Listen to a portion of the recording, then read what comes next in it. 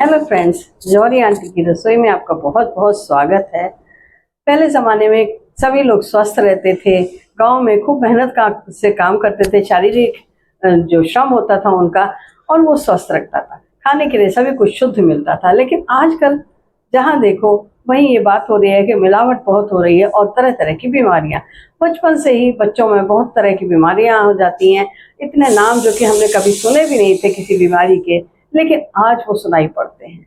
जैसे कि थायराइड देखो तो जिसे हो रहा है, हाई ब्लड प्रेशर की शिकायत है, किसी को शुगर की बीमारी है, किसी को गैस अपच और एसिडिटी की। गैस अपच और एसिडिटी की जब बात करते हैं तो सामने आती है कि ये एक ऐसी बीमारी है, गैस और कब्ज, जो कि हमारी सारी बीमारियों की जड़ है।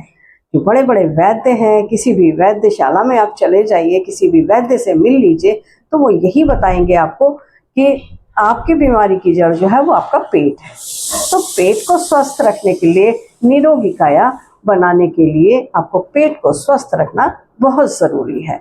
तो आज मैंने अपनी रसोई में बनाया है वही पेट को स्वस्थ रखने वाला, गैस और कब्ज से छुटकारा पाने का चूर्ण, जो कि आप अगर उसको नियमित रूप से खाएंगे, कैसे खाएंगे वो मैं आपको बताऊंगी। और उसको अगर आप नियमित रूप से खाते हैं, 15 दिन पहले खा लीजिए, फिर एक हफ्ते का गैप करके फिर 15 दिन खा लीजिए, फिर एक हफ्ते का गैप करके 15 दिन फिर खा लीजिए।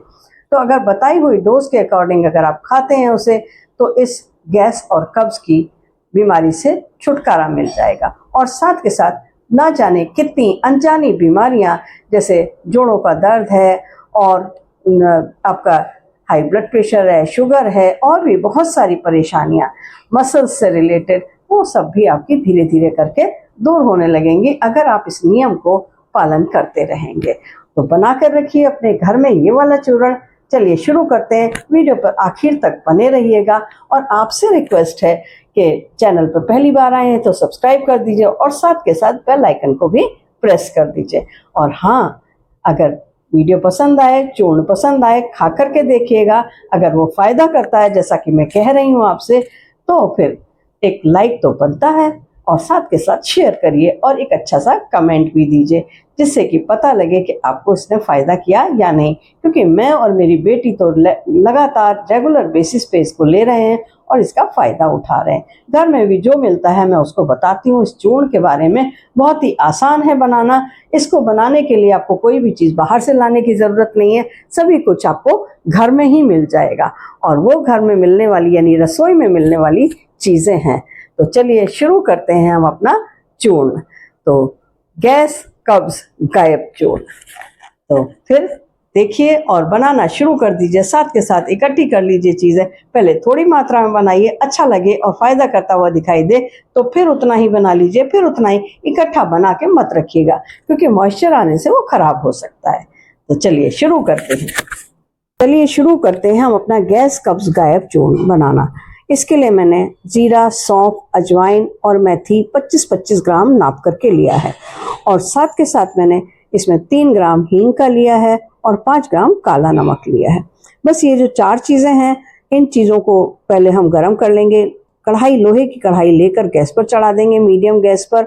और ध्यान रहे कि कढ़ाई आपको लोहे की ही लेनी है, स्टील या हिंडालियम या किसी और चीज़ की कढ़ाई नहीं लेनी है। लोहे की कढ़ाई में इन चीज़ों को भूनना है। बस धीरे धीरे मीडियम गैस पर इसको भून लेंगे। जब अच्छी सी खुशबू आने लगे, इसका कलर थोड़ा सा ब्राउन हो जाए, तब आप इसको समझिएगा कि ये भुन गया है। खुशबू बहुत अच्छी सी आने लगेगी इसको भुनने में।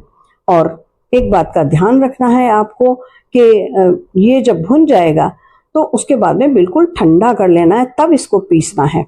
गरम में मत पीसिएगा, नहीं तो गरम में इसकी तासीर गड़बड़ हो जाएगी। तो बस ये देखिए, अब कलर इसका चेंज हो गया है, ये मेरा भुनकर तैयार हो गया है। अब इसको जब ये भुन गया है तो इसको हम किसी कांच के बर्तन में, कांच के सर्विंग बाउल में या किसी और चीज़ में हम इसको रखेंगे पलट के ठंडा होने के लिए। कढ़ाई अभी मेरी गर्म है तो उसी समय मैंने इसमें हींग और काला नमक डाल दिया और इसको 30 सेकंड के लिए हम भून लेते हैं। बस ये भी भून जाएगा तो इसे भी उसी मसाले में डाल देंगे और ठंडा होने के लिए छोड़ देंगे। जो इसको किस तरह से खाना है, इसको खाने की विधि जो है वो पूरी की पूरी आपको डिस्क्रिप्शन बॉक्स में मिल जाएगी। यानी पहले दिन आपको कितना खाना है, दूसरे दिन कितना खाना है, तीसरे दिन कितना खाना है, इस तरह से करके पूरी की पूरी आपको जो खाने का तरीका है वो डिस्क्रिप्शन बॉक्स में मिल जाएगा, ध्यान से देखिएगा और उसी तरीके से इसे खाइएगा। अब ये मेरा मसाला ठंडा हो गया है तो इसको मैं मिक्सर ग्राइंडर जार में डालकर बिल्कुल बारीक पाउडर बना लेना है। इसका बिल्कुल बारीक पाउडर बनाएंगे तभी आप अच्छे से खा सकते हैं, क्योंकि अगर थोड़ा भी मोटा रह गया तो फिर ये पानी में घुलेगा नहीं और आपको पीने में दिक्कत होगी। और जो पानी लेना है वो हल्का गुनगुना पानी लेके, छोटा वाला कांच का ग्लास लेके पौन ग्लास के करीब आपको पानी ले लेना है। उसमें 1 चम्मच मैं आपको बताऊंगी कि किस तरह से चम्मच से लेना है आपको, और वो डाल करके आप फिर इसको पी लेंगे। तो ये देखिए कितना बढ़िया बारीक बन के तैयार हुआ है।